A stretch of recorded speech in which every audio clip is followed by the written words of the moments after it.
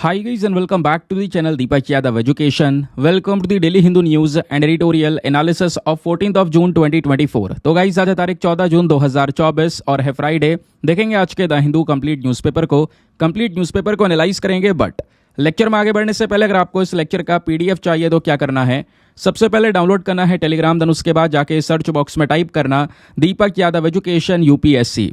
As you can see guys आपको ये वाला चैनल मिल जाएगा, उस पर क्लिक करना और जाकर इस चैनल को ज्वाइन कर लेना। यहाँ से आप डेली बेसिस पे इस लेक्चर के पीडीएफ को डाउनलोड कर पाओगे। नाउ हमेशा की तरह हम लोग अपने लेक्चर को एक मैप के क्वेश्चन के साथ स्टार्ट करेंगे।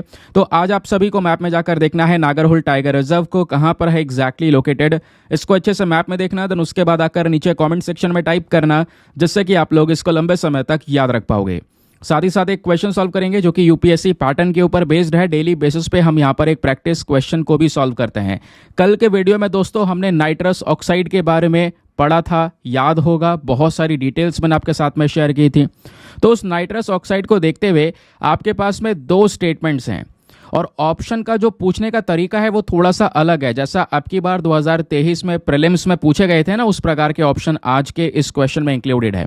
तो थोड़ा सा लॉजिक लगा के और अच्छे से इस क्वेश्चन को सॉल्व करना है। ऐसा नहीं है कि क्वेश्चन देखने में बड़ा लग रहा है तो मैं इसको अटेम्प्ट ही नहीं करूंगा, क्योंकि मैं डेली बेसिस पे यूट्यूब पर कम्युनिटी पोस्ट पे भी वो क्वेश्चन डालता हूं।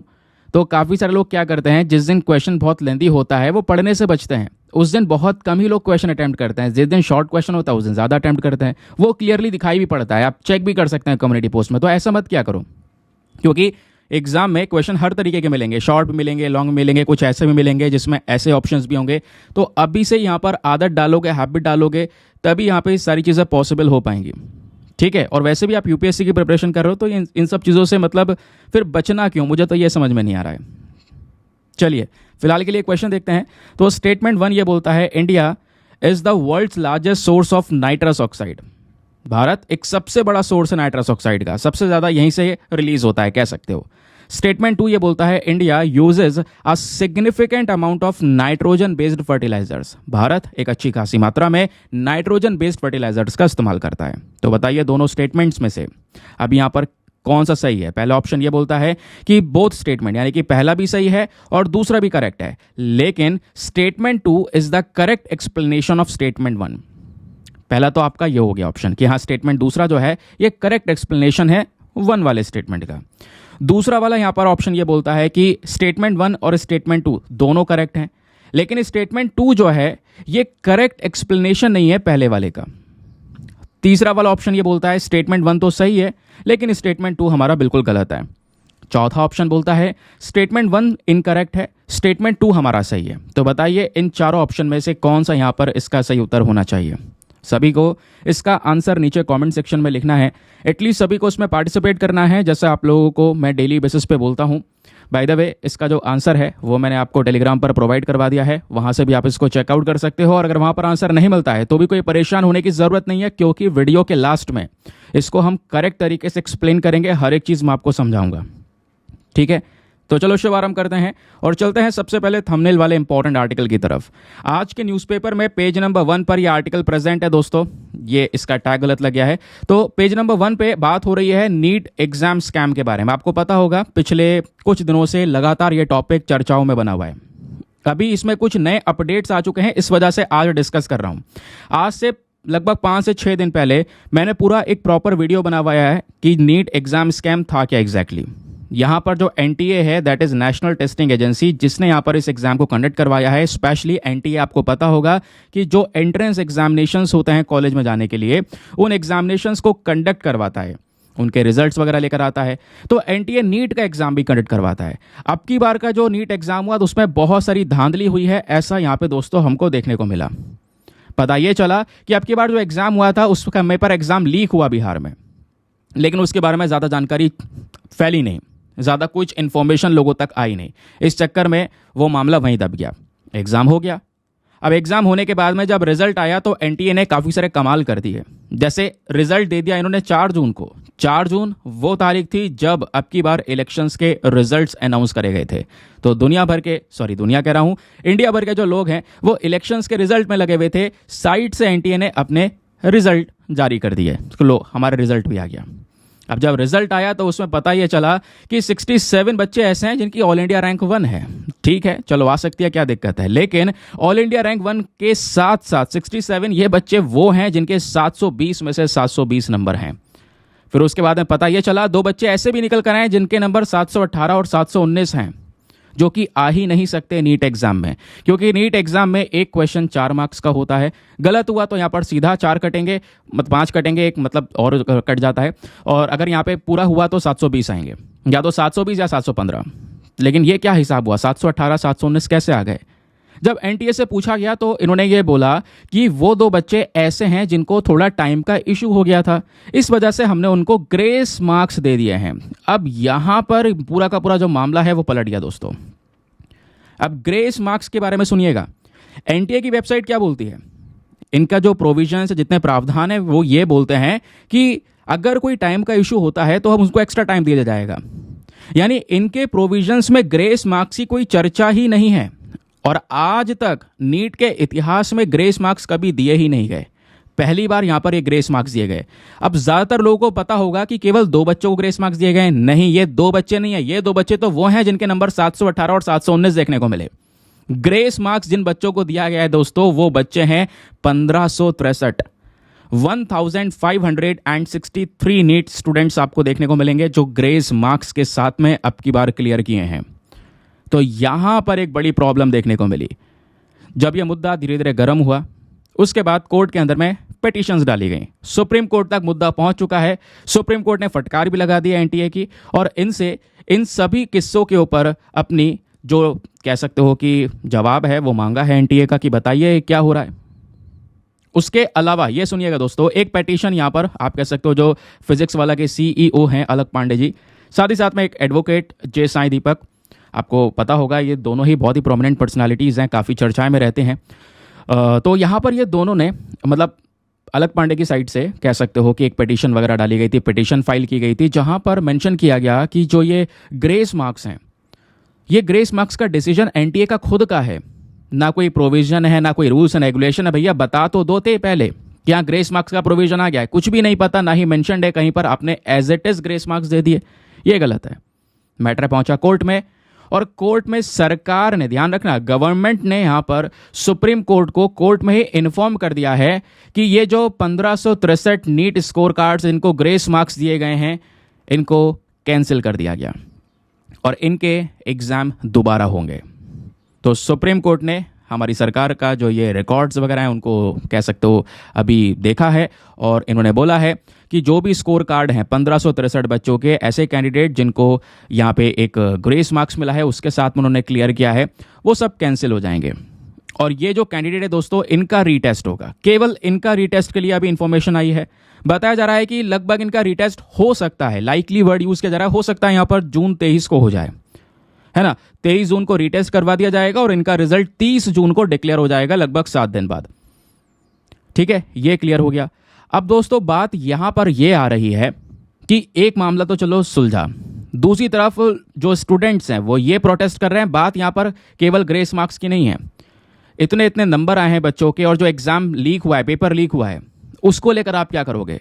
तो दोस्तों सुप्रीम कोर्ट ने अभी पेपर लीक के जो एलिगेशंस लगे हैं एनटीए के ऊपर में, उसको लेकर जवाब मांगा है। एनटीए से बोला है भैया फाइल तैयार करो और 2 सप्ताह के अंदर अंदर हमारे पास में लेकर आओ, बताओ यहाँ पर क्या आपका पूरा मामला हुआ है। और अभी जो कुछ पिटीशंस थी उनको सॉल्व कर दिया गया, और भी कुछ पिटीशन जो हैं दोस्तों उनको आगे की हियरिंग के लिए रख दिया गया है। तो 8 जुलाई को वापस सुप्रीम कोर्ट में बैठक होने वाली है इस नीट एग्जाम स्कैम से संबंधित। ठीक है, ये बात क्लियर हो गई दोस्तों।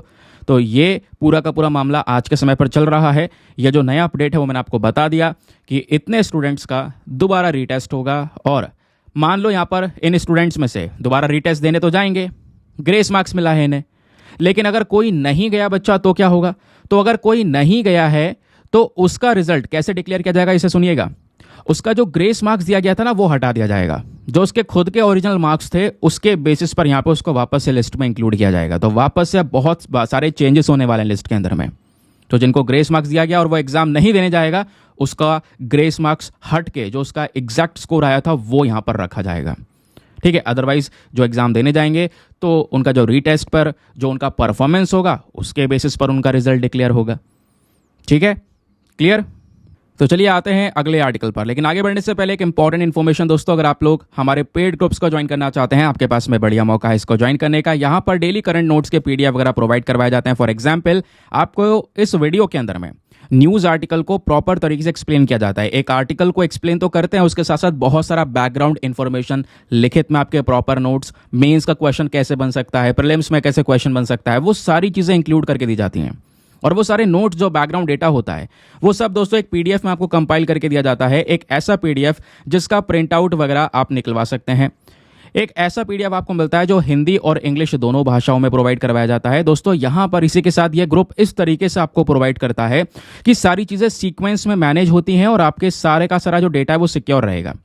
कहने का मतलब है, अभी आप क्या करते होंगे, बहुत सारे पीडीएफ इकट्ठे करते रहते होंगे, सीक्वेंस में मैनेज करना, उसको फिर मैनेज करने में काफ़ी सारी प्रॉब्लम फेस करना, उसमें सबसे बड़ा दिक्कत स्टोरेज के इशूज़ को फेस करना है ना। फिर उसके बाद कब खोलना, क्या पढ़ा था, कब पढ़ा था, वो समझ में नहीं आना, तो काफ़ी सारे कन्फ्यूजन्स होता है। ये सारी चीज़ें यहाँ पर सिंप्लीफाई कर देता हूँ मैं इस ग्रुप के अंदर में। तो आपकी जो प्रिपरेशन है वो काफ़ी इजी हो जाती है, क्योंकि ग्रुप में सारे के सारे पीडीएफ्स डेट वाइज पड़े हुए हैं। किसी भी तारीख का पीडीएफ उठाओ, डाउनलोड करो, पढ़ो, डिलीट करो, अनलिमिटेड ऑप्शंस आपके पास में अवेलेबल हैं। दूसरी चीज़, मान लो एक ऐसा टॉपिक है जो आपने बहुत पहले पढ़ा था और सोच रहे होंगे यार उस पर मुझे कुछ चीज़ें लिखनी है। अब पीडीएफ जब अपने खुद से ढूंढते होंगे तो काफ़ी टाइम लग जाता होगा। इस ग्रुप में सिंपल से यहाँ पर कीवर्ड लिखो, पीडीएफ के साथ साथ आपके पास में डेटा भी आ जाएगा। उस तारीख का पीडीएफ उठाओ, जो भी चीज़ है वो पढ़ लो। ये सारे बेनिफिट्स आपको मिलते हैं। और इस ग्रुप को ज्वाइन करने का जो फी पेमेंट है वो है just 499 for the life time access. जब तक आपका सिलेक्शन ना हो जाए तब तक आप 499 में ग्रुप को ज्वाइन करके रख सकते हैं। गारंटी है कुछ दिनों बाद आपको लगेगा कि यार मेरा अमाउंट रिकवर हो चुका है, लेकिन बेनिफिट्स फिर भी मिलते रहेंगे। और ग्रुप को ज्वाइन करने के लिए क्या करना है, व्हाट्सएप पर जाना, यहाँ पर आपको एक नंबर दिया गया है 8534873368। इस नंबर पर मैसेज कर देना कि I want to join this group. इस प्रकार का मैसेज कर दोगे, वहाँ पर रिप्लाई मिलेगा, पेमेंट का प्रोसेस दिया जाएगा और उससे ज़्यादा इंपॉर्टेंट आपको डेमो वीडियो का लिंक भी दिया जाएगा। आप पूरे डेमो वीडियो को चेक कर सकते हैं, मुझे किस तरीके से फ़ायदे होंगे। अपने आप को कंप्लीटली सेटिस्फाई करने के बाद में जाकर ये इन्वेस्टमेंट आप कर सकते हैं। ठीक है दोस्तों, और ये ऑप्शन है, अच्छे से चीज़ों को देख लेना, पहले अपने आप को पूरी तरह सेटिस्फाई करना, फिर यहाँ पर आप इसकी तरफ जाना। बाकी यार मेक श्योर ज़रूर कर दिया करो, वीडियो पे जो लाइक का बटन है उसको प्रेस कर दिया करो। 5000 लाइक्स का हमारा टारगेट होता है, जिसको आप सभी लोग सपोर्ट कर सकते हैं। अगला आर्टिकल आज के न्यूज़पेपर में पेज नंबर 5 पर प्रेजेंट है। GS paper number 3 defence and security के पॉइंट ऑफ व्यू से इंपॉर्टेंट है, इसको वेरी वेरी इंपॉर्टेंट करके मार्क कर लेना। आजकल या इस साल लगातार डिफेंस मैन्युफैक्चरिंग की बहुत चर्चाएं हुई हैं, तो यहाँ पे आज मेंस का क्वेश्चन भी दूंगा इसी आर्टिकल के ऊपर बेसिस पे। और ये आर्टिकल थोड़ा लेंदी भी है, हर एक चीज़ को पॉइंट टू पॉइंट एक्सप्लेन करेंगे। आपको पता है हमारे जो डिफेंस मिनिस्टर हैं राजनाथ सिंह जी, अभी दोबारा से यहाँ पर ये चुनकर आ चुके हैं और इन्होंने यहाँ पे टारगेट रखा है कि भारत को डिफेंस मैन्युफैक्चरिंग में सेल्फ रिलायंस बनाया जाएगा, यानी खुद से अपने पैरों पर खड़ा किया जाएगा। आज हम लोग बहुत सारे डिफेंस आइटम्स को इम्पोर्ट करते हैं अलग अलग देशों से। दुनिया भर के कंट्रीज़ के ऊपर में डिपेंडेंसी इंडिया की बहुत ज़्यादा है, चाहे वो फ्रांस हो जाए, जर्मनी हो जाए, रशिया हो जाए। इनसे बहुत सारे जो डिफेंस आइटम्स है दोस्तों उसको हम परचेज़ करते हैं। तो सरकार का टारगेट है कि पहली चीज़ हम यहाँ पे अपने देश में इनकी मैन्युफैक्चरिंग करेंगे और मैन्युफैक्चरिंग करने के साथ साथ हम इन्हीं डिफेंस आइटम्स को एक्सपोर्ट भी करेंगे अलग अलग देशों में। तो गवर्नमेंट का टारगेट यहाँ पर यह है कि हम 2028 से 29 तक लगभग 50,000 करोड़ रुपीस का डिफेंस एक्सपोर्ट करें, 50,000 करोड़ रुपए कमाएं केवल इन डिफेंस इक्विपमेंट्स को बेचकर, इन हथियारों को बेचकर। ये हमारा मेन टारगेट है। अभी दोस्तों ये टारगेट से हम काफ़ी ज़्यादा पीछे हैं, उसको अचीव करने में काफ़ी समय लगने वाला है, लेकिन काम चल रहा है। बताया गया है कि इस साल पहली बार 2023-24 में 21,083 करोड़ रुपए का हम एक्सपोर्ट कर चुके हैं। तो डिफेंस एक्सपोर्ट के मामले में इंडिया की एक ये नई अचीवमेंट है कि हम 21,000 करोड़ का एक्सपोर्ट कर चुके हैं। आगे टारगेट है कि 2029 तक हम यहाँ पर 50,000 करोड़ का यहाँ पर एक्सपोर्ट कर सकें। तो एक्सपोर्ट बनाने पर भी फोकस है, दूसरी तरफ यहाँ पे डिफेंस मैन्युफैक्चरिंग यानी अपने देश में इन हथियारों को बनाने के ऊपर भी फोकस है। तो ये दो चीज़ें लेकर हम आज के समय पर चल रहे हैं। ये तो हो गया दोस्तों आपका न्यूज़ आर्टिकल, लेकिन इस न्यूज़ आर्टिकल में बहुत सारा बैकग्राउंड इन्फॉर्मेशन है जो मैं डेली बेसिस पे आपको सिखाता हूँ। अब यहाँ से असली शुरुआत होती है इस टॉपिक की। इसको अच्छे से सुनते हुए चलना। बेसिक फैक्ट्स हैं प्रीलिम्स के लिए, मेंस के लिए, इवन इंटरव्यू के लिए। मेंस में जगह जगह पर आप इनका यूज़ कर सकते हैं। तो इंडिया का डिफेंस एक्सपोर्ट में तेजी देखने को मिली पिछले कुछ समय पर, क्योंकि अगर आप इतिहास देखते हो तो 2014-15 में भारत ने केवल 1941 करोड़ रुपए का ही डिफेंस एक्सपोर्ट किया था। फिर धीरे बढ़ते बढ़ते 2000 करोड़, फिर यहाँ पर इस तरीके से बढ़ता बढ़ता आ गया, और फिर यहाँ पर आप देख पाओगे लगभग ये 10,000 करोड़ को टच किया था 2018-19 में, फिर 2021-22 में 13,000 करोड़ को, नाउ फाइनली 2023-24 में 21,000 करोड़ रुपए का यहाँ पे हम डिफेंस एक्सपोर्ट कर चुके हैं। टारगेट है हमारा क्या, इसको सीधा 50,000 करोड़ तक पहुंचाना। इतने रुपए का हम यहाँ पर एक्सपोर्ट करें। अब सवाल यह है, ऐसा करना है तो पहले यह जानना होगा इंडिया का जो डिफेंस एक्सपोर्ट है उसका स्टेटस, उसकी स्थिति आज के समय पर क्या है। स्थिति यह है कि सब कुछ पॉजिटिव में देखने को मिल रहा है, तेजी से एक्सपेंशन हो रहा है। डेफिनेटली अभी यहाँ पे हम ग्रो नहीं करे हैं, बट ग्रो कर रहे हैं धीरे धीरे, ठीक है। तो अभी जो सबसे बड़े एक्सपोर्टर हैं दुनिया में, जो सबसे ज़्यादा हथियार बेचते हैं दुनिया भर को, उसमें आता है US, then Russia, then France, then China and then Germany. दोस्तों आप इमेजिन करो, दुनिया में जो सबसे ज़्यादा हथियार एक्सपोर्ट होते हैं उसका 77% एक्सपोर्ट यहाँ पर यही कुछ चुनिंदा देश कर रहे हैं। 1 2 3 4 5 यही कंट्रीज़ यहाँ पर सबसे ज़्यादा एक्सपोर्ट कर रही हैं। इंडिया धीरे धीरे आ रहा है, हम भी यहाँ पर अपने टारगेट्स को बढ़ा रहे हैं। समझ गए। इंडिया का जो डिफेंस एक्सपोर्ट है, जैसे मैंने बोला, तेजी से ग्रो किया, 21,000 करोड़ तक यहाँ पर पहुँच गया। इवन बताया जा रहा है कि एक समय पर तो बहुत ही ज़्यादा ये लो हुआ करता था। आज हम 85 कंट्रीज से ज़्यादा देशों में पहुंच चुके हैं अपने एक्सपोर्ट्स को लेकर। तो इंडिया एक्सपोर्टिंग के मामले में दुनिया में जो टॉप 25 देश हैं उसकी लिस्ट में तो अपना नाम लेकर आ चुका है। दूसरी चीज़ यहाँ पर यह देखने को मिली, इंडिया में जो डिफेंस एक्सपोर्ट ग्रोथ है इसमें प्राइवेट सेक्टर का इंपॉर्टेंस बढ़ चुका है, ठीक है। 80% जो एक्सपोर्ट हुआ है अभी, उसमें प्राइवेट इंडस्ट्री का एक इंपॉर्टेंट योगदान देखने को मिला।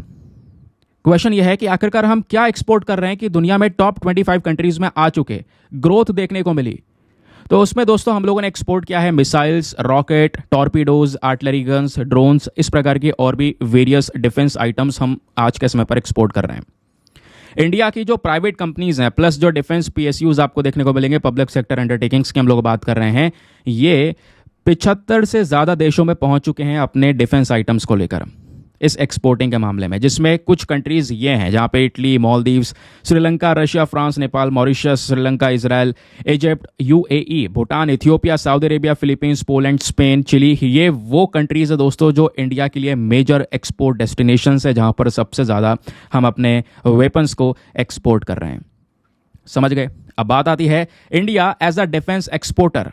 अगर हम देखें कि भारत एक डिफेंस एक्सपोर्टर बन रहा है और बड़े लेवल पर जाएगा तो इसके क्या एडवांटेजेस, क्या फ़ायदे हमको मिलेंगे। सिंपल सी बात है, सबसे पहला फ़ायदा होगा इकोनॉमिकल एडवांटेज।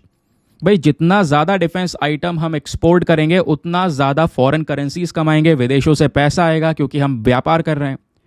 दूसरा, आत्मनिर्भर भारत इनिशिएटिव की तरफ चल पाएंगे, लोकल डिफेंस प्रोडक्शन कर रहे होंगे, मेड इन इंडिया आइटम्स बन रहे होंगे। तो हमारी एक तरफ इंपोर्ट की जो डिपेंडेंसी है, एक तरफ जो हम अभी खरीद रहे हैं उन अलग दुनिया भर से आइटम्स को, वो कम कर देंगे, है ना। और दूसरी तरफ हम एक्सपोर्ट बढ़ा रहे होंगे। तो यही तो बेस्ट चीज़ है, एक्सपोर्ट बढ़ रहा होगा, इंपोर्ट लगातार कम हो रहा होगा। अभी हम डिपेंडेंट है, बाकी आने वाले समय पर दुनिया भर की कंट्रीज को डिपेंडेंट बनाएंगे।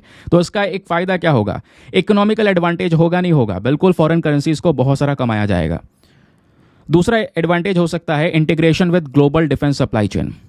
जो भारत डिफेंस इंडस्ट्री की ग्रोथ है दोस्तों, इसको हम क्या करेंगे, अपना जो ग्लोबल लेवल है, दुनिया में जो डिफेंस सप्लाई हो रहा है उसके साथ में इंक्लूड कर पाएंगे। हमारा नाम यूएसए, फ्रांस जैसे कंट्रीज के साथ में स्पेशली डिफेंस एक्सपोर्ट की जब बात आएगी तब जुड़ने लगेगा। इंडिया का जो डिफेंस एक्सपोर्ट है दोस्तों, ये डिपेंडेंसी क्रिएट करेगा काफ़ी सारी चीज़ों के लिए। हम अपने डिफेंस आइटम्स को एक्सपोर्ट कर रहे होंगे, है ना। मिलिट्री कोऑपरेशन बढ़ेगा क्योंकि जिन जिन देशों को एक्सपोर्ट करेंगे, सिंपल सी बात है, कोई ऐसा तो होगा नहीं जिससे रिलेशंस खराब होंगे, रिलेशंस अच्छे होंगे, एक्सपोर्ट कर रहे होंगे, उनके साथ में कोऑपरेशंस बढ़ेंगे, डिफेंस कोऑपरेशंस बढ़ेंगे, व्यापार को लेकर रिलेशंस इंक्रीज होंगे, है ना। और इस जियोपॉलिटिकल बेसिस पर आप देख पाओगे तो इंडिया का इंपॉर्टेंस बहुत ज़्यादा बढ़ता चले जाएगा दुनिया भर के देशों के लिए जब हमारा डिफेंस एक्सपोर्ट बढ़ेगा। समझ गए। चलिए, उसके अलावा दोस्तों प्रोडक्शन के अंदर एक बड़ा चेंज आएगा। हम प्रोडक्शन के मामले में आगे आ रहे होंगे क्योंकि हम देश में इनको बना भी रहे होंगे। बेचना है अगर तो प्रोडक्शन भी तो करना होगा, तो मैन्युफैक्चरिंग हो रही होगी। उस मैन्युफैक्चरिंग से इंडिया में एम्प्लॉयमेंट जनरेशन, और भी वेरियस एम्प्लॉयमेंट जनरेशन हो रहे होंगे, डायरेक्ट और इनडायरेक्ट एम्प्लॉयमेंट दोनों जनरेट होते हुए नजर आएंगे, तो ये भी इसका एक बड़ा फ़ायदा होगा। समझ गए? अब क्वेश्चन यहाँ पर यह है, कौन कौन से डिफेंस आइटम है जो इंडिया एक्सपोर्ट कर रहा है, वो मैं आपको बता चुका हूँ। वो तो हमने अभी देखा कि किस किस तरीके के आइटम, उसमें मिसाइल, रॉकेट, ये सब चीज़ें हम एक्सपोर्ट कर रहे हैं। लेकिन अभी ये बात हो रही है कौन कौन से आइटम एक्सपोर्ट कर रहे हैं। तो आइटम में आपके ऑफशोर पेट्रोल वेसल हो गए, दस्तक मारने वाले जहाज, ALH हेलीकॉप्टर, है ना, उसके अलावा SU एवियोनिक्स, भारतीय रेडियो, कवच, उसके अलावा यहाँ पे आप देख पाओगे electronic systems, light engineering mechanical parts, coastal surveillance system. तो इस प्रकार की चीज़ों को हम एक्सपोर्ट कर रहे हैं। समझ गए? अब बात आती है थोड़ा सा इंपोर्ट की भी। बहुत एक्सपोर्ट कर लिया, अब स्थिति यह है कि हम इंपोर्ट भी बराबर ही कर रहे हैं। अभी इंपोर्ट के मामले में ज़्यादा सुधार नहीं हुआ है। हाल ही में सिप्रे की रिपोर्ट आई थी, आपको याद होगा, उसमें India one of the biggest importer है अभी भी दुनिया में डिफेंस आइटम्स का। अभी भी हम अपना 60% जो डिफेंस आइटम्स हैं उसको रशिया से परचेज कर रहे हैं, जो खुद यहाँ पर अभी यूक्रेन के वॉर में फंसा हुआ है ना। इंडिया इजराइल से भी चीज़ों को परचेज कर रहा है, जो खुद यहाँ पर आप देख पाओगे गाज़ा के साथ में वॉर में फंसा हुआ है। तो अभी हम चीज़ों को एक्सपोर्ट तो करने के ऊपर काम कर रहे हैं, बट इंपोर्टिंग भी अभी बड़े लेवल पर हो रही है। समझ गए? तो उसको हम बिल्कुल भी नकार नहीं सकते। दोनों ही तरफ हमें काम करने की ज़रूरत है। अब बात आती है एक्सटर्नल अपॉर्चुनिटीज़, हमारे पास में और अवसर क्या हैं। देखो, एक बड़े बड़े अवसर नज़र आ रहे हैं। सबसे पहली चीज़, चाइना का जो एक्सपोर्ट है आज के समय पर वो कम हो रहा है। चाइना अपने हथियारों का एक्सपोर्ट कम कर चुका है, और दुनिया भर की कंट्रीज़ चाइना के आइटम्स को परचेज करना मतलब पसंद भी नहीं कर रहे हैं। रीज़न यह है क्वालिटी इशूज़। पता है ना, चाइनीज़ माल है वो, तो क्वालिटी और परफॉर्मेंस इशू यहाँ पर एक मेजर कारण बना है, जिसकी वजह से म्यांमार, नाइजीरिया, पाकिस्तान, ये कंट्रीज़ वो हैं जो भारत के लिए बड़े अवसर बनकर आएंगे, है ना। बड़े अवसर बनकर आएंगे कि भाई अगर चाइना का आइटम नहीं खरीद रहे हैं तो वो इंडिया से खरीद सकते हैं, क्योंकि उसी लेवल पर हम वो आइटम्स प्रोवाइड करवाएंगे। ठीक है, क्योंकि ऐसे बड़े बड़े केसेस इन देशों में हो चुके हैं, और ये प्रॉब्लम्स फेस कर रहे हैं चाइना के इन चाइनीज़ आइटम्स का इस्तेमाल करके। तो चाइना का आर्म्स एक्सपोर्ट, जो ये वेपन का एक्सपोर्ट है, उसमें एक ड्रॉप देखने को मिला है। 2016 से लेकर 2020 के बीच में देखोगे तो 7.8% से ड्रॉप हुआ है, जबकि भारत का एक्सपोर्ट बढ़ा है, लेकिन चाइना का एक्सपोर्ट कम हुआ है। तो यहाँ पे अवसर किसको मिल रहा है? इंडिया को मिल रहा है। सिंपल हो गया। अब दोस्तों बात यह है कि जो ये डोमेस्टिक स्ट्रेंथ है या इंडिया का जो डिफेंस एक्सपोर्ट है, उसके लिए हमारे पास में कौन कौन से इनिशिएटिव्स हैं। ठीक है, तो ऐसे यहाँ पर आप देख पाओगे कई सारे इनिशिएटिव्स आपको नजर आएंगे। इंडिया आज के समय पर कैपेबल है कि जो रशियन मिलिट्री प्लेटफॉर्म है ना, उसके साथ में कोलैबोरेट करके काम करे। इंडो पैसिफिक रीजन आज के समय पर बहुत ज़्यादा ज़रूरी है ना, उसकी शांति के लिए भी हमें यहाँ पर काम करना होगा, है ना। इंडिया की जो पावर है सॉफ्टवेयर में, आर्टिफिशियल इंटेलिजेंस में, उसको ऊपर यहाँ पे हमें वर्क करना होगा। उसके लिए कुछ इनिशिएटिव्स आज के समय पर काम कर रहे हैं। बाकी गवर्नमेंट सपोर्ट और कई सारी जो पॉलिसीज़ हैं वो यहाँ पर लाई गई हैं इंडिया के डिफेंस एक्सपोर्ट बढ़ाने के लिए। जैसे आईडेक्स इनिशिएटिव पता होगा आपको, इनोवेशन फॉर डिफेंस एक्सीलेंस। ये जो इनिशिएटिव है इसने बहुत सारे स्टार्टअप्स को सपोर्ट किया है, जो नए नए इंडस्ट्रीज़ आई हैं इन डिफेंस आइटम्स वाली सेक्टर के अंदर में, है ना, तो उनको सपोर्ट किया है। फिर उसके बाद defence production export promotion council, ये भी सरकार का यहाँ पर एक इनिशिएटिव है। उसके अलावा positive indigenisation list, very very important. ये आप देख पाओगे, ये ना करते तो चीज़ें अचीवेबल नहीं है, क्योंकि गवर्नमेंट ने यहाँ पर इस प्रकार की एक लिस्ट बनाई और उस लिस्ट में ज़्यादा से ज़्यादा ऐसे वेपन आइटम्स को लिख दिया कि भाई वो आइटम्स जो हम दुनिया से परचेज कर रहे थे अब नहीं परचेज करेंगे, उन आइटम्स को खुद अपने देश में बनाएंगे, उसको डेवलप करेंगे। तो ऐसी लिस्ट यहाँ पे तैयार करने लगे जिसको बोलते हैं पॉजिटिव इंडिजनाइजेशन लिस्ट। कई आइटम्स इसमें हैं, 411 ऐसी चीज़ें हैं जो हम अब दुनिया से ना परचेज करके उसको इंडिया में खुद बना रहे हैं। समझ गए? तो इस तरीके के यहाँ पर ये पॉलिसीज़ और नए नए जो सपोर्ट्स हैं, इनिशिएटिव्स हैं, वो चलाए गए हैं डिफेंस इंडस्ट्री को बूस्ट करने के लिए। तो कहोगे सब कुछ अच्छा चल रहा है अभी तक, लेकिन यहाँ पर एक चीज़ भी, एक ट्विस्ट आ चुका है। इंडिया का डिफेंस एक्सपोर्ट भले ही बढ़ रहा है, हमारा टारगेट है आगे हम 50,000 करोड़ तक लेकर जाएं, लेकिन दोस्तों वहाँ तक जाने में बहुत सारी चुनौतियाँ हमको फेस करनी पड़ रही हैं, बहुत सारे चैलेंजेस हमारे पास में आ रहे हैं। अब वो चैलेंजेस क्या हैं? क्योंकि आपसे क्वेश्चन बन सकता है कि भाई बताइए, इंडिया का जो डिफेंस एक्सपोर्ट ग्रोथ है इसमें आपको क्या चुनौतियां नजर आ रही हैं, आपके सामने क्या चैलेंजेस दिख रहे हैं, क्यों नहीं हम पहुंच पा रहे हैं वहां पर, क्या चीज़ हमें ठीक करनी चाहिए, ऐसा क्वेश्चन बन सकता है आपसे। तो दोस्तों पहली चीज़, regulatory and bureaucratic hurdles.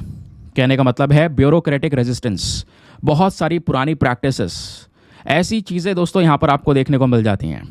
Private sector को ज़्यादा कह सकते हो बढ़ावा ना देना, तो ये कुछ चीज़ें हैं जिसकी वजह से हम थोड़ा सा पीछे हैं। दूसरा चैलेंज है प्रोजेक्ट डिलेज। इंडिया में ये एक बड़ी दिक्कत है, अगर आप देख पाओगे मिनिस्ट्री ऑफ डिफेंस के जो रिपोर्ट्स है उनके अकॉर्डिंग बताया जा रहा है कि हम लोग बड़े बड़े मिशन सेट तो कर लेते हैं, और तो उसमें लगभग कह सकते हो 55 मिशन सेट करे गए, 55 में से 23 मिशन ऐसे हैं जो डिले चल रहे हैं, यानी कि उसमें प्रोजेक्ट के ऊपर जो काम है वो बहुत धीरे धीरे चल रहा है या बहुत ही ज़्यादा देरी से चल रहा है कि बहुत पीछे रह जा चुके हैं। आपने मिशन या प्लानिंग कर रही है बड़ी बड़ी, लेकिन उस पर काम नहीं कर पा रहे हैं। ये भी दोस्तों यहाँ पर एक बड़ी प्रॉब्लम है। और सबसे बड़ी प्रॉब्लम क्या है, वो है फंडिंग एंड इन्वेस्टमेंट शॉर्टफॉल। भाई इंडिया के अगर डिफेंस सेक्टर को ग्रो करना है, एक्सपोर्ट करना है, तो बहुत सारा मैन्युफैक्चरिंग करना होगा। अब मैन्युफैक्चरिंग बिना पैसे की थोड़ी हो जाएगी, तो उसके लिए यहाँ पर प्रॉपर तरीके से रिसर्च एंड डेवलपमेंट चाहिए, उसके लिए इन्वेस्टमेंट चाहिए, फंडिंग चाहिए। हमारे देश में फंडिंग जो है दोस्तों, स्पेशली रिसर्च एंड डेवलपमेंट, उस पर बहुत ही कम पैसा खर्चा जाता है दुनिया भर के कंट्रीज के कंपैरिजन में अगर देखा जाए तो। ठीक है, ये यहाँ पर बोला गया। तो यहाँ पे बोला ये जा रहा है कि आप ये देखिए, एक रिपोर्ट आई है gross expenditure on research and development. उस रिपोर्ट का कहना यह है, जब आप दूसरे देशों को देखोगे जो अपने डिफेंस पर पैसा खर्च कर रहे हैं, Israel 4.8%, south Korea 4.5%, USA 3%, China 2.6%, France 2.5%, जबकि इंडिया केवल 0.65%, केवल 0.65% दोस्तों एक्सपेंडिचर किया जा रहा है रिसर्च एंड डेवलपमेंट में। जबकि ये कंट्रीज आप देख पाओगे 3%, 4%, 4.5% इस तरीके से यहाँ पर एक्सपेंडिचर कर रहे हैं। तो ये भी एक बड़ा चैलेंज है, प्रॉपर फंडिंग ना प्रोवाइड करवाना। ठीक है, तो डिफेंस सेक्टर ऑब्वियस ही बात है बहुत प्रॉब्लम फेस करेगा। फिर एक और प्रॉब्लम है इंफ्रास्ट्रक्चर डेफिसिट। यहाँ पर इंडिया की जो लॉजिस्टिक कॉस्ट है वो भी बहुत ज़्यादा है, इधर से उधर सामान को पहुँचाना, ट्रांसपोर्टेशन कॉस्ट भी यहाँ पर दोस्तों बहुत ज़्यादा लग जाती है। ये भी यहाँ पर एक प्रॉब्लम है। अब एट द लास्ट सोल्यूशन क्या हो सकता है, ज़रा वो भी देख लेते हैं। अगर इंडिया के डिफेंस एक्सपोर्ट को इंक्रीज करना है तो उसका वे फॉरवर्ड, सबसे पहली चीज़, हमें बहुत सारे जो नियम वगैरह आपने बना रखे हैं, कॉम्प्लेक्स स्ट्रक्चर क्रिएट कर रखा है, उसको पहले सिंप्लीफाई कर दो। ऐसा कर दो कि बाहर विदेशों की कोई भी कंपनी आराम से, बिना कोई दिक्कत के, बिना कोई झिझक के आराम से सामान को परचेज कर सके, इंडिया से वेपन्स परचेज कर सके। क्योंकि अभी उनके सामने बहुत सारे नियम, कानून, पेपर वर्क, डॉक्यूमेंट सब कुछ आ जाता है, तो एक बार को वहाँ पे वो कतरा जाते हैं, यार रहने देते हैं। तो ऐसा नहीं करना है, चीज़ों को सिंप्लीफाई करो, जितना सिंप्लीफाई किया जा सके। सीधा यहाँ पर वो आपसे कॉन्टेक्ट करे, आप सीधा हथियार बेचो, आपके पास में पैसा है। दूसरी चीज़, हमें proper rules and regulation set करने होंगे इंटरनेशनल सेल्स के पर्सपेक्टिव से। ठीक है, एग्रीमेंट्स करने होंगे। इंडिया को एक बड़े लेवल पर रूल्स एंड रेगुलेशन की ज़रूरत है, जहाँ पर हम चीज़ों को अपने हिसाब से लेकर चलेंगे। फिर उसके अलावा डिफेंस लाइसेंस ऑफ क्रेडिट, आपको यहाँ पर कह सकते हो ये जो लाइसेंस ऑफ क्रेडिट है इसको भी यहाँ पर प्रोवाइड करवाना होगा, इसको भी यहाँ पर कंसिडर करके चलना होगा।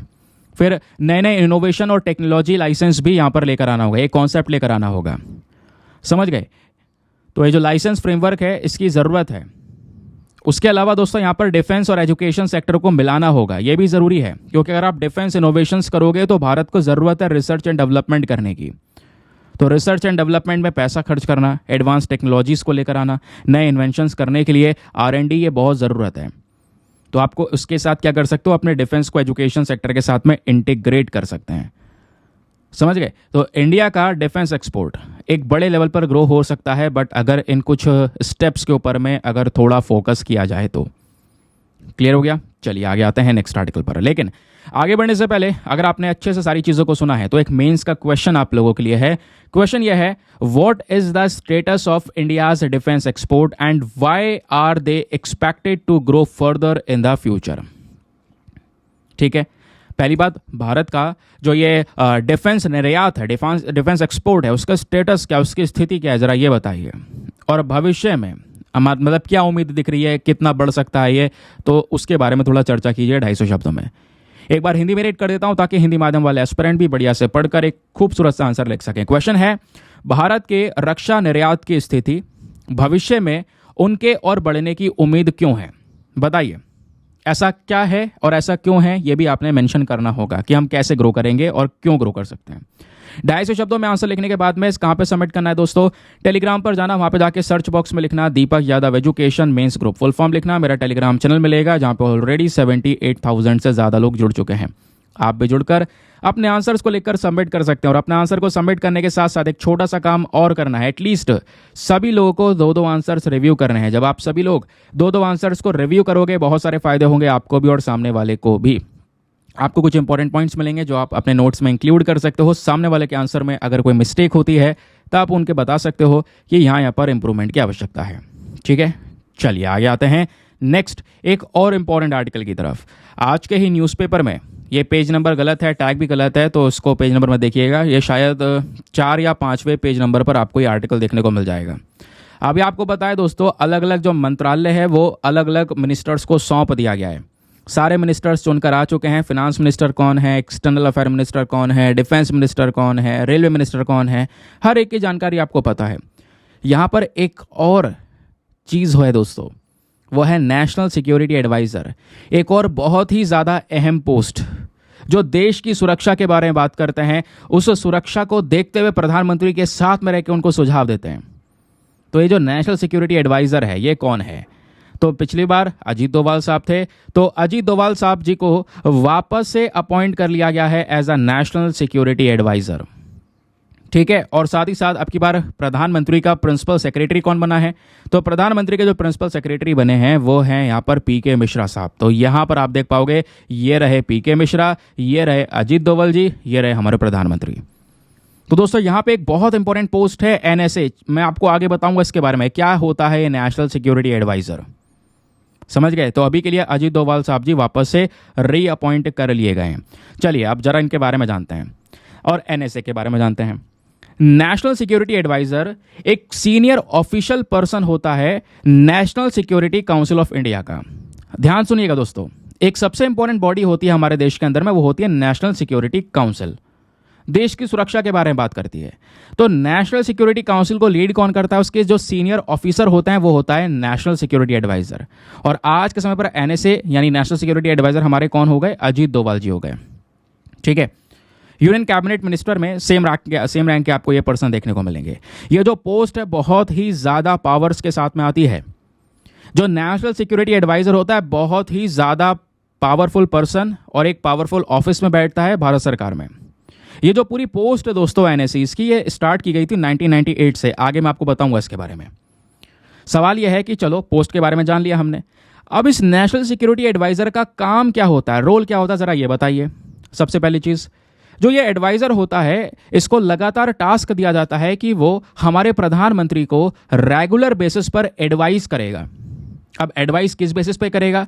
हमारे देश के इंटरनल और एक्सटर्नल थ्रेट्स को लेकर, हमारे देश के लिए क्या क्या बढ़िया अवसर हैं, हमारे देश में इंटरनल खतरा क्या है, एक्सटर्नल चुनौती क्या है, उन मैटर्स पर एडवाइस करना प्रधानमंत्री को, क्योंकि वो इसी सेक्टर में काम कर रहा है एनएसए।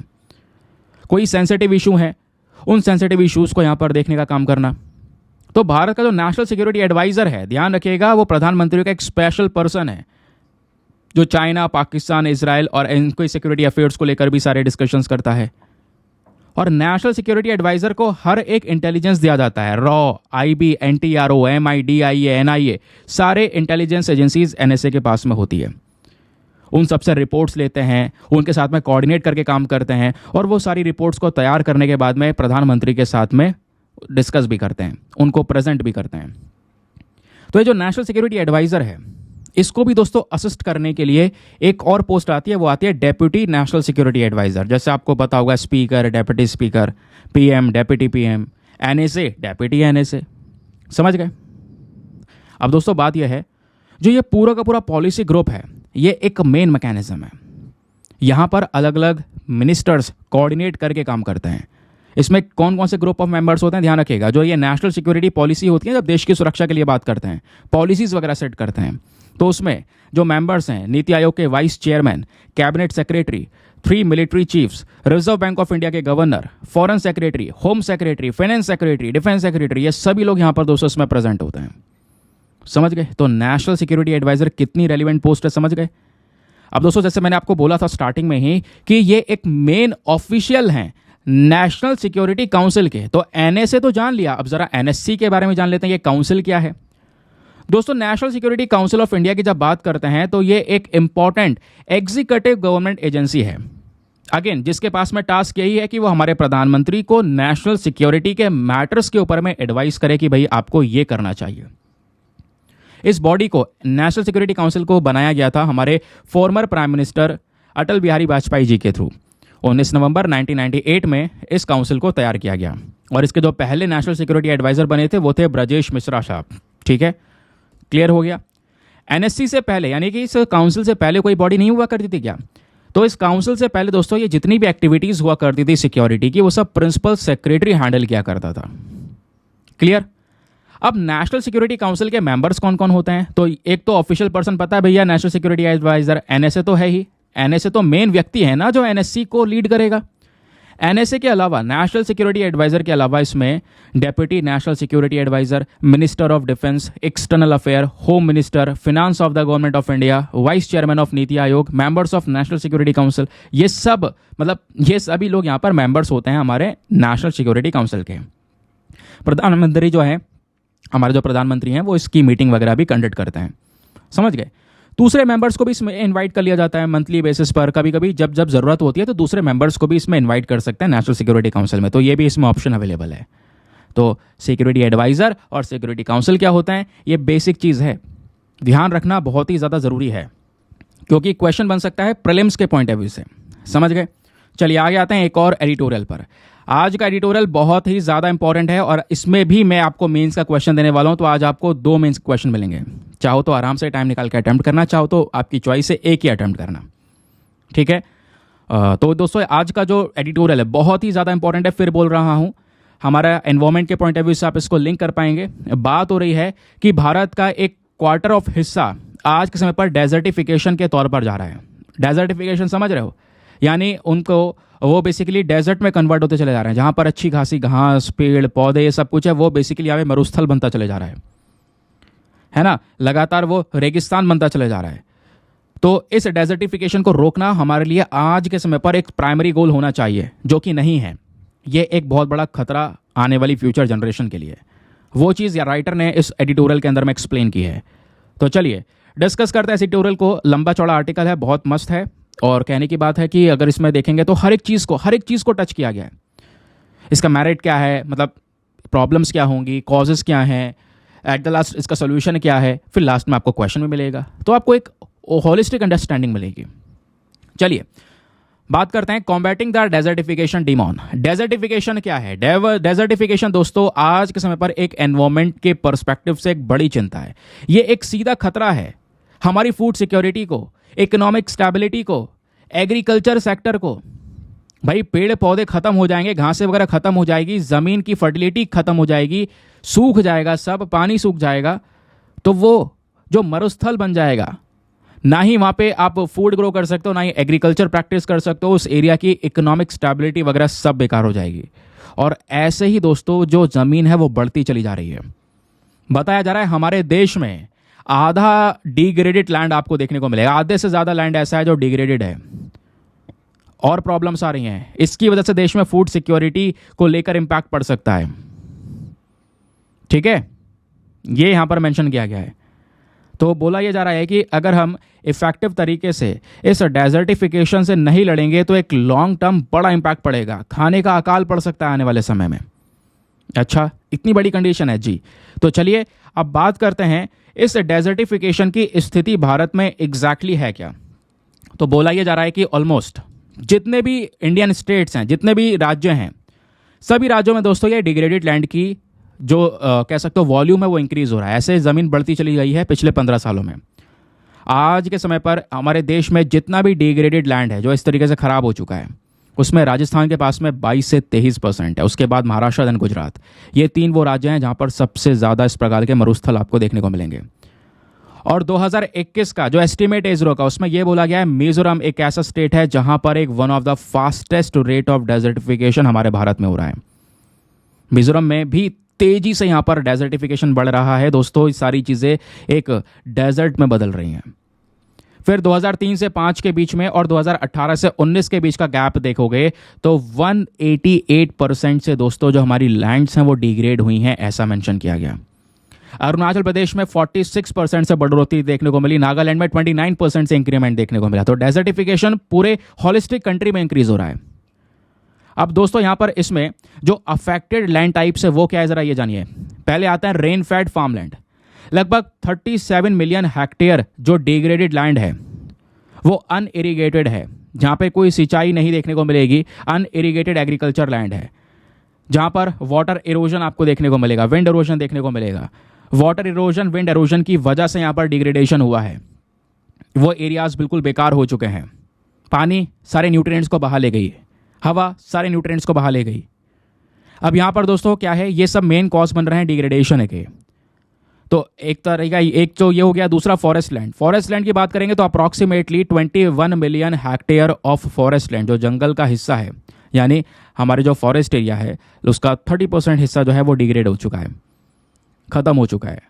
वहाँ पे बहुत ज़्यादा कह सकते हो कि डिफॉरेस्टेशन किया गया, पेड़ों की लगातार कटाई की गई या ओवर ग्रेजिंग कर दी गई, कुछ ज़्यादा ही गाय भैंसों से घास चरवा दी गई, जिससे यहाँ पर क्या हुआ, वो एरिया पूरी तरह से अपनी फर्टिलिटी को खो चुका, डिग्रेड हो चुका। अब क्वेश्चन यहाँ पर यह है कि आखिरकार मेन फैक्टर्स, मेन रीज़न क्या है जिसकी वजह से भारत में डेजर्टिफिकेशन इंक्रीज हो रहा है। सबसे पहला फैक्टर है deforestation and forest degradation. India के अंदर में, जैसे मैंने बोला, जो आज के समय पर लकड़ी की भूख है ना, वो बहुत ज़्यादा है। मतलब एक हाल ही की रिपोर्ट आई है IISc की साइट से, उनने यहाँ पर यह मेंशन किया, हम लोग लकड़ी का जगह जगह पे यूज़ कर रहे हैं, लेकिन पेड़ों की कटाई भी बराबर चल रही है। एक तरफ पेड़ों को काटा गया, दूसरी तरफ आपने उसके बदले में कोई पेड़ नहीं लगाया गया। तो हमेशा यही बोला जाता है, आपने एक पेड़ काटा है तो उसके बदले में 10 पौधे लगा दो, उसमें से कुछ तो ग्रो होंगे ना। बट प्रॉब्लम यह है कि ऐसा कुछ भी नहीं हो रहा है, केवल काट रहे हैं, वो चीज़ें रीग्रो नहीं हो रही हैं। तो ख़त्म तो होगी डेफिनेटली, उसका इम्पैक्ट क्या पड़ेगा, बहुत बुरा। क्योंकि पेड़, ये ग्रीनरीज क्या हैं, ये वो है जो ऑक्सीजन हमको दे रहा है, कार्बन को एब्जॉर्ब कर रहा है। तो ऑब्वियस ही बात है, जितना काटोगे कार्बन उतना ज़्यादा स्टोर रहेगा हमारे एनवायरनमेंट के अंदर में, जितना ज़्यादा स्टोर रहेगा उतनी गर्मी बढ़ेगी, जो आज हम फेस कर भी रहे हैं। गर्मी एक अल्टीमेट लेवल पर चल रही है और उस गर्मी को टैकल करने के लिए नई नई चीज़ें आ रही हैं, नए नए टेक्निक्स, नए नए इनोवेशंस हो रहे हैं, नई मशीनरी आ रही हैं। और वो मशीनरी भी वो हैं जो ऑलरेडी आपको तो ठंडा कर देगी, लेकिन बाहर एनवायरनमेंट में और गर्मी पैदा करेगी। तो ये दोस्तों यहाँ पर सीन आज के समय पर देखने को मिल रहे हैं। दूसरा जो रीज़न है इस डेजर्टिफिकेशन का, वो है over exploitation of ground water. जो ग्राउंड वाटर, ज़मीन के नीचे जो पानी प्रेजेंट है दोस्तों, उसको एक हद से ज़्यादा एक्सट्रैक्ट करना, हद से ज़्यादा निकाल देना। ऐसा ही हुआ पंजाब के अंदर में। पंजाब के अंदर वाटर लेवल डिक्लाइन हो गया। हरियाणा के अंदर भी ये देखने को मिला। क्यों? क्योंकि एग्रीकल्चर करते समय पर खेती अच्छी खासी होती है यहाँ पर, तो खेती करते समय पर दोस्तों ने जो ग्राउंड वाटर निकाला उसको ओवर एक्सट्रैक्ट कर दिया, एक हद से ज़्यादा निकाल दिया। अब दोस्तों एक स्टडी होती है सेंट्रल ग्राउंड वाटर बोर्ड की, उस स्टडी में यहाँ पर यह पाया गया कि पंजाब का ग्राउंड वाटर लेवल 2000 लगभग 40 तक अगर आप देख पाओगे तो 1000 फीट से डाउन जा सकता है। आप इमेजिन करो 1000 फीट, कोई मजाक वाली बात नहीं है। 1000 फीट से डाउन जा सकता है पानी 2039 तक, ये 1000 फीट है।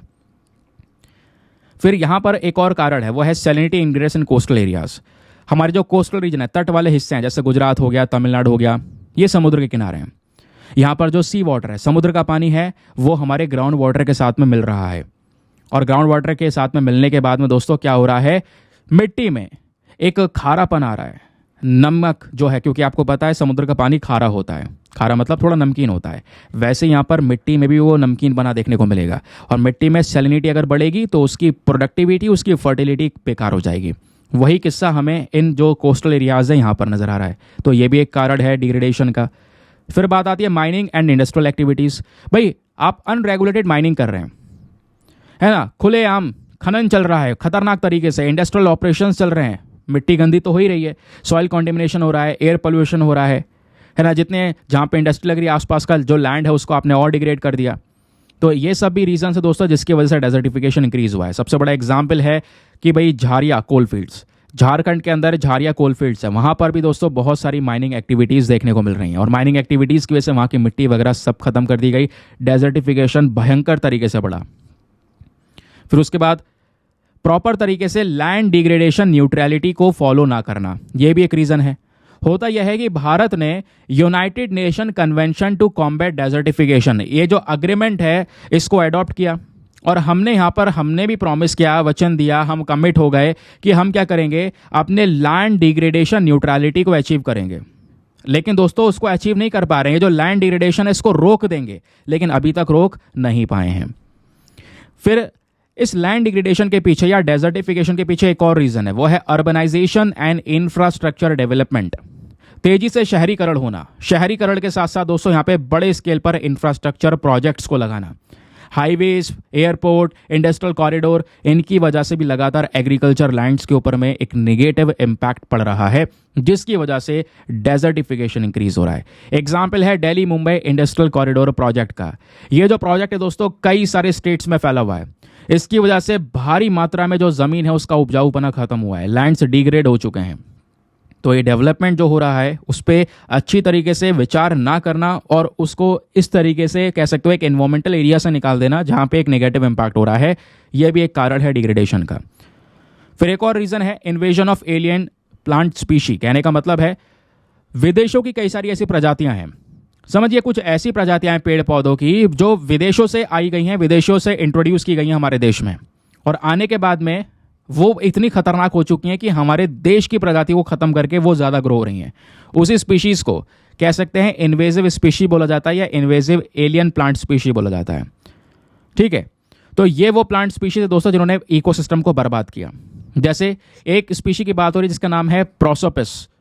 ठीक है, प्रोसोपिस जूलीफ्लोरा, इसको बोलते हैं मैस्क्वाइट। तो इसको सेमी एरिड और एरिड एरियाज़ के अंदर में यहाँ पे देखने को लगाया गया, जिसकी वजह से जो नेटिव वेजिटेशन है, जो वहाँ का लोकल एनवायरनमेंट था, पेड़ पौधे थे, घास थी, वो सब खत्म हो गई, केवल यही पौधा उगता चला गया, जिससे मिट्टी, इसका असर भी सीधा क्या होता है, वो मिट्टी को डिग्रेड करता चला गया, डेजर्टिफिकेशन बढ़ गया। तो यहाँ पर ये भी दोस्तों एक चीज़ है, एलियन प्लांट स्पीशी के आने की वजह से भी ये जो इम्पैक्ट है वो पड़ता है, डेजर्टिफिकेशन इंक्रीज होता है। समझ गए? अभी थोड़ी देर पहले हमने लैंड डिग्रेडेशन न्यूट्रलिटी के बारे में बात की थी। ये कॉन्सेप्ट क्या है दोस्तों? लैंड डिग्रेडेशन न्यूट्रलिटी एक पर्टिकुलर स्टेट या ऐसी स्थिति है जहां पर जो हमारे लैंड रिसोर्सेज की क्वालिटी या अमाउंट है, ये बहुत ही ज़्यादा ज़रूरी होती है इकोसिस्टम को सपोर्ट करने के लिए, है ना। ये एक वो ऐसी स्थिति है जहां पर चीज़ों को हमने कंट्रोल कर रखा है। ये जो कॉन्सेप्ट है इसका मेन मकसद ये है कि भैया हम क्या कर सकें, इंश्योर कर सके कि भाई हेल्दी और प्रोडक्टिव लैंड को बनाया जा सके, स्टेबल रखा जा सके, हमेशा वो प्रोडक्टिव एरिया ऐसा का ऐसा बना रहे, वहाँ पे डिग्रेडेशन ना हो, डेजर्टिफिकेशन ना हो। ये हमारा मेन पर्पस है। भारत ने यहाँ पे कमिटमेंट लिया था कि हम भी जो आने वाले समय पर लैंड डिग्रेडेशन होगा, जो ज़मीन और बर्बाद हो रही है, उसको बर्बाद होने से रोकेंगे। ये हमारे टारगेट हैं 2030 तक। यहाँ पे 26 मिलियन हेक्टेयर जो डिग्रेडेड वेस्ट लैंड है दोस्तों, उसको रिहेबिलिट किया जाएगा। ये हमारे टारगेट्स हैं। तो इंडिया ऑलरेडी टारगेट बना चुका है। हम जंगल वाले हिस्से, फॉरेस्ट कवर एरिया को बढ़ाएंगे, एफॉरेस्टेशन करेंगे। एफॉरेस्टेशन मतलब लगातार पेड़ पौधे लगाएंगे। ये हमारे मेन पर्पज़ है। अब बात यहाँ पर यह भी है, आखिरकार जो मेजर इंटरनेशनल इनिशिएटिव्स हैं दुनिया में, इंटरनेशनल लेवल पर कई सारे प्रोग्राम्स आपको देखने को मिल जाएंगे, अग्रीमेंट्स देखने को मिल जाएंगे जो इस तरीके से डिफॉरेस्टेशन से लड़ने को लेकर काम करते हैं। तो उसमें एक इंपॉर्टेंट बॉडी है United Nation convention to combat desertification. इसको बनाया गया था 1994 में। इसका भी मेन पर्पज़ यह है कि जो डेजर्टिफिकेशन है इसको रोका जा सके, ज़्यादा से ज़्यादा जो ज़मीन है उसको रिस्टोर किया जा सके। फिर लार्ज स्केल रिस्टोरेशन इनिशिएटिव आपको देखने को मिल जाएगा, है ना। इसका मेन चैलेंज है कि भाई 2030 तक 350 मिलियन हेक्टेयर जो डिफॉरेस्टेटेड ज़मीन है, जहाँ पर पूरी तरह से पेड़ पौधे काट दिए गए हैं, उसको वापस से रिस्टोर करना। फिर यहाँ पर इस तरीके से Africa forest landscape restore initiative. तो ऐसे बड़े बड़े इनिशिएटिव्स देखने को मिलेंगे जहाँ पर मिलियंस हेक्टेयर की जो ज़मीन है उसको रिस्टोर करने की बात की गई है। क्वेश्चन यह है, इनमें से आखिरकार कौन कौन से मेजर्स है जो भारत ने अडॉप्ट किया है? तो भारत ने promote agro forestry and reforestation with native species, ये एक प्रोग्राम इनको इम्प्लीमेंट किया।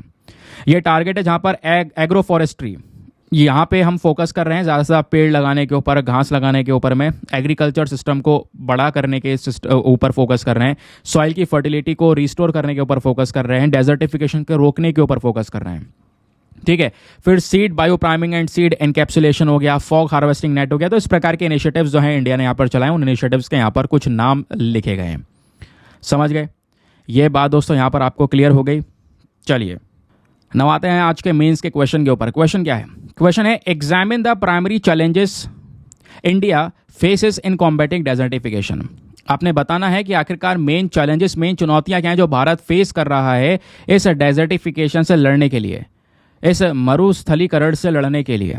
और साथ ही साथ में आपने बताना है कि जो ये लैंड डिग्रेडेशन न्यूट्रलिटी है, क्या होता है, अभी मैंने बताया था। तो उसकी जो इफेक्टिवनेस है दोस्तों, है ना, उसके अंदर जितनी ज़्यादा इफेक्टिवनेस होगी, इसको यहाँ पे आपने बताना है कि कितनी ज़्यादा इफेक्टिवनेस है, कैसे हम अपने टारगेट्स को अचीव कर सकते हैं। तो evaluate the effectiveness of land degradation neutrality targets in addressing these challenges. कितना फ़ायदा हो सकता है इसका, ये भी आपने बताना है। 250 शब्दों में आंसर लिखना है। एक बार हिंदी में रीड कर देता हूँ ताकि हिंदी माध्यम वाले एस्पिरेंट भी बढ़िया से इस क्वेश्चन का आंसर दे सकें। क्वेश्चन है, मरुस्थलीकरण का मुकाबला करने में भारत के सामने आने वाली प्राथमिक चुनौतियों का परीक्षण करना और इन चुनौतियों का समाधान करने में भूमि शरण तटस्थता लक्ष्यों की प्रभावशीलता का मूल्यांकन करना। 250 शब्दों में आंसर लिखना है और आंसर लिखने के बाद में कहाँ पे सबमिट करना है, टेलीग्राम पर जाना, वहाँ पे जाके सर्च बॉक्स में लिखना Deepak Yadav education mains group. मैं आपको बता ही चुका हूँ, फुल फॉर्म लिखना, मेरा चैनल मिलेगा, वहाँ पे जाकर अपने इस आंसर को सबमिट कर सकते हैं। नाउ चलिए दोस्तों आते हैं वर्ड ऑफ द डे के ऊपर में। आज का जो वर्ड ऑफ द डे है वो है कॉरिजेबल। ठीक है, क्या वर्ड यूज़ किया गया है आज? कॉरिजेबल। ये हमारे न्यूज़पेपर में से हम डेली एक वर्ड ऑफ द डे को यहाँ पर लेते हैं। तो इसका मतलब क्या है? इसका मतलब है capable of being right, being corrected या सेट राइट। इसके सिनोनियम सॉर्ट आउट या डिसिप्लिन कह सकते हो। अगर हिंदी में बोलें तो सुधारने योग्य, है ना, जिसको सुधारा जा सके, रिफॉर्मेबल। तो सुधारने योग्य को दोस्तों यहाँ पे हम कॉरिजेबल के तौर पर यूज़ कर सकते हैं। ठीक है, कैपेबल ऑफ बीइंग राइट और सेट राइट। तो ज़रा इस कॉरिजेबल वर्ड का यूज़ करके फटाफट एक सेंटेंस बनाओ नीचे कमेंट सेक्शन में। मैं चाहता हूँ आप में से ज़्यादा लोग यहाँ पर सेंटेंस ज़रूर से बनाए करें। ठीक है, क्योंकि ज़रूरी है, क्योंकि ये जो आप सेंटेंस है या ये जो वर्ड्स हैं उनका तभी आप बढ़िया से यूज़ कर पाएंगे जब इन वर्ड को लेकर सेंटेंस बनाएंगे। बाकी आता है प्रैक्टिस क्वेश्चन पर। क्वेश्चन ये था, बताइए consider the following statement, statement 1 और स्टेटमेंट 2। पहला बोलता है कि इंडिया दुनिया का सबसे बड़ा सोर्स है नाइट्रस ऑक्साइड का। क्या ये सही बात है? सरासर गलत है। कल हमने पढ़ा था, डिटेल शेयर की थी, बताया था, पूरा लिस्ट प्रोवाइड करवाया था दुनिया में कौन कौन से टॉप 10 कंट्रीज हैं जो सबसे ज़्यादा नाइट्रस ऑक्साइड को प्रोड्यूस कर रहे हैं, एमिट कर रहे हैं। तो उसमें दोस्तों चाइना टॉप पर था। तो चाइना टॉप पे था, तो यहाँ पर बोला जा रहा है इंडिया है दुनिया का सबसे बड़ा सोर्स। नहीं, चाइना है। तो पहला स्टेटमेंट तो हो गया हमारा गलत। तो दूसरा ये बोलता है statement 2, India uses a significant amount of nitrogen based fertiliser. ये सही बात है, क्योंकि कल मैंने आपको क्या बताया था कि जो नाइट्रस ऑक्साइड का मेन सोर्स है, नाइट्रस ऑक्साइड जो एमिट हो रहा है दुनिया भर में, वो सबसे ज्यादा एग्रीकल्चर सेक्टर से ही हो रहा है। और एग्रीकल्चर सेक्टर में क्योंकि हम खाद का इस्तेमाल कर रहे हैं, स्पेशली नाइट्रोजन वाले फर्टिलाइजर का यूज कर रहे हैं, तो वहां से ये नाइट्रस ऑक्साइड का एमिशन सबसे ज्यादा हो रहा है। तो कार्बन के बाद सबसे बड़ा चिंता वाला विषय है नाइट्रस ऑक्साइड का एमिट होना। तो दूसरा वाला तो सही है, लेकिन पहला वाला हमारा गलत हो गया। तो सिंपल सी बात है, इसका आंसर क्या हो जाएगा? ऑप्शन नंबर डी, कि स्टेटमेंट 1 आपका इनकरेक्ट है बट स्टेटमेंट 2 हमारा करेक्ट है। तो option number D is the correct answer. समझ गए दोस्तों? चलिए, तो ये था आज का डिस्कशन। आई होप आपको मजा आएगा, बहुत सारी चीजें जानने को मिली होगी। मेंस क्वेश्चन, प्रैक्टिस क्वेश्चन, हर एक चीजें इंक्लूडेड है। मिलते हैं आपसे अगले वीडियो में। आज के लिए bye bye, have a nice day, thank you and Jai Hind.